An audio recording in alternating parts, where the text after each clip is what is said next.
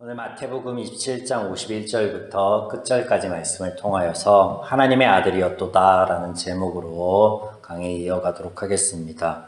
본문 54절입니다. 백부장과 및 함께 예수를 지키던 자들이 지진과 그 일어난 일들을 보고 심히 두려워하여 이르되 이는 진실로 하나님의 아들이었도다 하더라. 예수님께서 돌아가실 때 성소의 휘장이 위에서부터 아래로 찢겨지는 등 일련의 일들이 일어났습니다. 이런 일들을 보고 이스라엘의 종교 지도자들이 두려워하였다라고 성경은 기록하고 있습니다. 그리고 그들이 고백하기를 예수가 진실로 하나님의 아들이었다라고 합니다.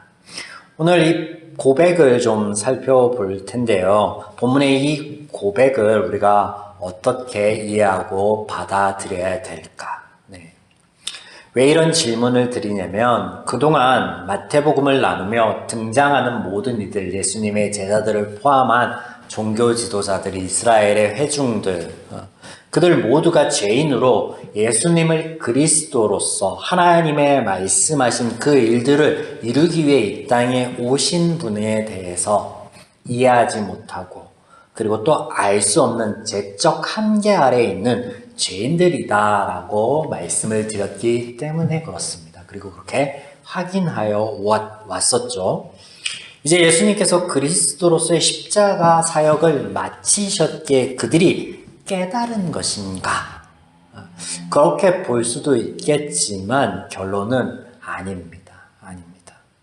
다음 구절들 속에 그들의 모습을 보시기 바랍니다. 62절부터 그 이튿날은 준비일 다음 날이라. 여기서 이튿날이라고 하는 것은 그 예수님의 장사를 지난 그 이튿날 말한 거죠. 대제사장들과 바리새인들이 함께 빌라도에게 모여 이르되 주여 저 속이던 자가 예수님을 가리키죠. 살아있을 때 말하되 내가 사흘 후에 다시 살아나리라 한 것을 우리가 기억하노니 그러므로 명령하여 그 무덤을 4일까지 굳게 지키게 하소서. 그의 제자들이 와서 시체를 도둑질하여 가고 백성들에게 말하되 그가 죽은 자 가운데 살아났다 하면 후에 속임이 전보다 더 클까 하나이다 하니 빌라도가 이르되 너희에게 경비병이 있으니 가서 힘대로 굳게 지키라 하거늘. 어떻게 기록하고 있어요? 예수님을 속이던 자라고 고백하고 있다라고 기록하고 있죠. 그리고 앞서 54절에 보시면 그들이 일어난 일들을 보고 두려워하였다라고 합니다. 성경에서 두려워하였다라고 표현하고 있을 때는 우리가 좀 눈여겨볼 필요가 있습니다. 제가 몇 번이고 말씀을 드렸지만 죄인이 된 그 사람들이 아담과 하와가 하나님을 보고 전에 없었던 마음이 들어왔는데 그것이 무엇이었다? 두려움이었다라는 걸 기억하면 여기서 이 두려움은 죄적 어떤 그 발현이구나 라고 이해가 될 수 있겠죠. 마찬가지로 62절 이후에 보면 예수님을 뭐라고 소개하고 있어요? 뭐라고 고백하고 있어요? 속이는 자, 속이는 자, 거짓말쟁이, 사기꾼 이렇게 고백하고 있잖아요. 그래서 그들은 여전히 죄인의 모습을 보이며 예수님께서 부활하실 것에 대해 말씀하신 것을 말씀으로 받아들이는 게 아니라 그 도당들이, 그 제자들이 시체를 숨기고 소란을 피우면 밀란이 일어날까 염려된다. 또 밀란이 일어날 거에 대해서 빌라도가 엄청 민감하잖아요. 그래서 죄 없는 사람도 넘겨주고 하잖아요. 그러니까 지키라, 굳게 지켜라. 너희들의 사병이 있지 않느냐, 가서 굳게 지켜라. 절대 그런 일 없게 하라. 그렇게 얘기하는 것이죠.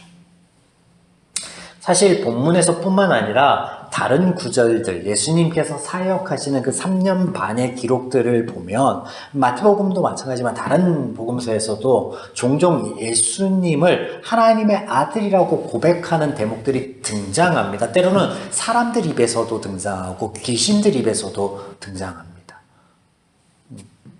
고백하고 있다라는 거죠.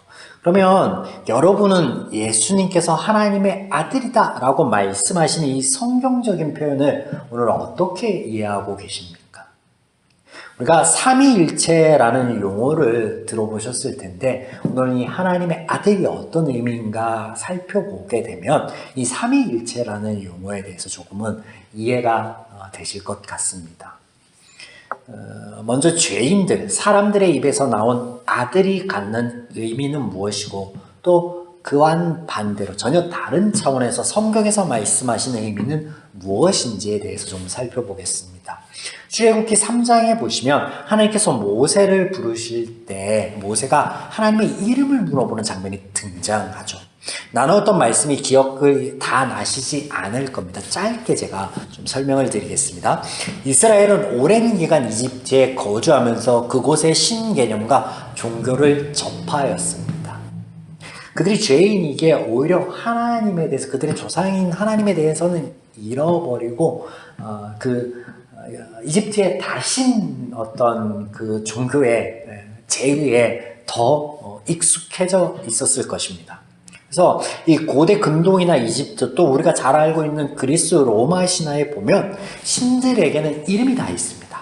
그래서 그 이름에 걸맞는 능력도 있고 또 각 신들은 그들이 다스린 통치 영역이 있습니다. 뭐 땅이 될 수도 있겠지만 그게 누군가에게는 삶을 주관하는 것으로 또 누군가에게는 전쟁을 주관하는 것, 또 누군가에게는 죽음을 주관하는 것으로 뭐 이렇게 신들이 아주 다양하게 많이 등장하고 많이 있습니다. 이런 신들의 존재에 대해서 사람들이 이해하기를 신들에게는 남성과 여성의 역할이 있어서 신들이 그들 사이에서 태어난 이들이 사람이 아니잖아요. 신들의 자녀니까 또 그들이 다른 분야의 신이 되어서 뭐 이렇게 소개를 하고 있는 거예요. 그래서 신들이 엄청 많은 거예요. 엄청 많은 것에 대해서 설명하기 위해서 그렇게 이해하고 있다는 거예요. 이 죄인들이. 그래서 이런 이해 안에서 모세가 하나님의 이름에 대해서 물어볼 때는 앞서 설명드렸던 복합적인 것들을 묻는 거예요. 당신의 능력은 무엇입니까? 당신의 포지션은 무엇입니까? 당신은 어떤 신으로부터 나왔습니까? 혹은 어떤 신이십니까? 뭐 이런 걸 다 포함하고 있는 거예요. 그런데 하나님의 대답하심이 그런 모세의 인식, 사람들의 이해하고는 전혀 다른 차원의 것이었다는 거죠. 완전히 벗어나는 것이었죠. 그 대답이 무엇이었습니까? 스스로 있는 자. 그 한마디 안에 다 있는 거예요. 뭐예요? 하나님께서는 유일하게 존재하며 모든 것을 주관하고 유일한 신이다 라고 소개하고 있는 거예요. 물론 모세가 못 알아들었죠. 못 알아들은 거예요. 그런 개념은 없으니까 사람들, 죄인들에게는. 그러니까 가라 해도 못 가는 거예요. 못 받아들이니까 못 가는 거예요. 죽어도 가기 싫어하죠. 자, 또 그들 조상의 하나님으로 소개하고 있는 이 데모를 통해서 출애굽기 3장에 우리는 하나님을 특정하기보다 어떤 신 이렇게 특정하기보다는 우리의 삶 가운데 각 사람이 만나고 경험하고 그래서 고백하는 그것 자체가 하나님의 이름이 될 것이다 라는 것에 대해서 여러 번 나누었습니다. 그렇게 보면 하나님의 이름은 정의 내려지거나 특정 짓는 것이 아니라 무한대인 거죠. 말 그대로 알파 오메가입니다. 성경에서 설명하고 있는 거랑 같죠. 하나님에 대해서. 그리고 우리가 생각해 볼 것은 이름 이 자체를 좀 생각해 봐야 되는데 이름이라고 하는 것은 누군가가 정하여 부르는 거예요. 마치 자녀가 부모가 자녀의 이름을 정해서 이 자녀가 그렇게 자라줬으면 좋겠어 어떤 그런 소망과 어떤 꿈을 담아서 부르는 것처럼 그리고 아담이 동물과 식물의 이름을 정하여서 부른 것처럼 그런데 누가 있어서 한 분인 근원인 태초인 하나님을 시작이신 하나님의 이름을 부르겠습니까? 하나님의 이름을 부른다라는 개념 자체가 무의미하고 없는 거예요. 사실은 성경적인 게 아닙니다. 또 이름이 있다라고 하는 것은 불려지게 되어 있습니다.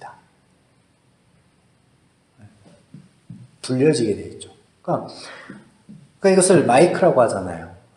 마이크. 필요에 의해서 마이크 좀 가져와봐. 마이크 소리 안 나오는데 볼륨 좀 높여봐. 마이크 볼륨 좀 내려봐. 이렇게 부르고 찾잖아요. 그런데 여러분 기억하십니까? 죄인들은 하나님을 떠나 스스로 하나님을 찾고 부를 수 없는 존재가 되었다라고 소개했습니다. 부른다라는 것은 누군가를 찾는다라는 거거든요. 누구야 하고 찾는다. 필요를 구하고 어떤 용도에 의해서 사용하고. 그런데 죄인들은 하나님을 떠나서 스스로 하나님을 찾지 않아요. 하나님을 부르지 않아요. 그래서 늘 아담과 하와를 찾아오셨든 가인을 찾아오셨든 노아를 찾아오셨든 하나님이 찾아오시는 거예요. 그래서 하나님께 이름이 필요한 게 아니라 누구에게 이름이 필요한 거예요? 사람들에게 필요한 거예요. 하나님의 창조, 하나님의 어떤 그 사역의 대상인 우리들에게 이름이 필요한 거죠. 그래서 우리는 이 이름을 통하여서 이런 것들을 알 수 있는 거죠. 이런 것들. 하나님이 어떤 분이신가, 또 그 하나님이 어떤 일들을 하고 계신가를 이 이름을 통해서도 우리가 알 수 있다는 거죠. 그래서 이런 이름을 통해서 그동안 나누었던 것처럼 하나님께서 먼저 찾으시고 은혜를 베푸신다라는 것을 한 번 더 확인해 볼 수 있다는 거죠. 한 번 더 확인해 볼 수 있다. 이제 본문으로 돌아가면 죄인들이 예수님을 하나님의 아들이라고 칭하고 예수님이 하나님의 아들이라고 이렇게 부르는 거, 이것이 하나님이라고 고백하는 것이 아니다. 전혀 그런 것이 아니다라는 것을 이해하셔야 되는데요. 이게 무슨 말이냐면 하나님의 아들이라고 해서 복음서에서 가장 많이 표현되어 있는 예수님을 부르는 호칭이 뭐 있습니까? 선생, 선지자. 네. 그러니까 하나님의 아들이다라고 얘기하는, 죄인들 입에서 얘기하는 그 하나님의 아들, 죄인 편에서는 선생과 선지자 정도입니다. 무슨 말이냐면 하나님으로부터 어떤 권위나 능력이나 어떤 받은 말씀이 있어서 그것을 전하는 어떤 대리인 정도, 어떤 종 정도, 이렇게 이해하고 있다라는 거예요. 그러나 우리가 삼위일체에서 하나님과 예수님을 동일시하고 있잖아요. 같은 분이다라고 이해하고 있잖아요. 그건 뭐예요? 동질성을 얘기하는 거예요. 성경에서는 동질성. 죄인들이 이해한 차원에서의 그 하나님의 아들이 아니라 모세에게 스스로 있는 자다라고 말씀하신 것처럼 차원을 뛰어넘는 동질성에 대해서 하나님이 예수님이고 예수님이 하나님이다라는 거예요. 네. 그 동질성을 얘기합니다. 그래서 하나님의 마음이 예수님의 마음과 같고 하나님의 말씀하심이 예수님의 말씀하심과 같고 하나님의 가치관이 하나님이 일하시는 것이 예수님의 가치관, 예수님이 하실 일과 어떻게 정확하게 같다라는 걸 말씀하시는 거예요. 같다라는 거. 이런 것은 죄인들의 인식이나 차원을 훨씬 뛰어넘는 것입니다. 뛰어넘는 것입니다. 근데 사랑하는 여러분, 오늘 나는 어떤 하나님을 고백하고 간직하고 있는지 돌아볼 필요가 있겠습니다. 우리가 이해하고 받아들이는 하나님의 이름이요, 우리의 신앙과 색깔, 삶에 직접적으로 영향력을 행사하기 때문에 그렇습니다. 보세요. 오늘 등장하는 종교 지도자들은요, 예수님께서 하신 말씀을 기억하고 있습니다. 그런데 자신들이 받아들이고 이해하고 기억하는 것만 기억하고 그 제적 가치관으로 해석하고 있습니다. 근데 우리가 성경에서 하나님이 보여주시고 알려주시는 하나님 자체를 못 보고 내가 받아들이고 싶은, 내가 이해하고 싶은 하나님만을 받아들이고 있다면, 그렇게 하나님을 부르고 고백하고 있다면요, 오늘 이 마태복음에 등장하는 종교 지도자들과 우리의 삶이 다를 게 없다라는 거예요. 하나님을 찾고 하나님을 고백하고 하나님을 부르고 있지만 그 안에 어떤 능력도 없고 평안도 없고 기쁨도 없고. 사랑하는 여러분, 성경에서 보여주시는 하나님을 찾고 꼭 부르며 그 안에서 은혜를 누릴 수 있는 저와 여러분이기를 주님의 이름으로 축원드립니다.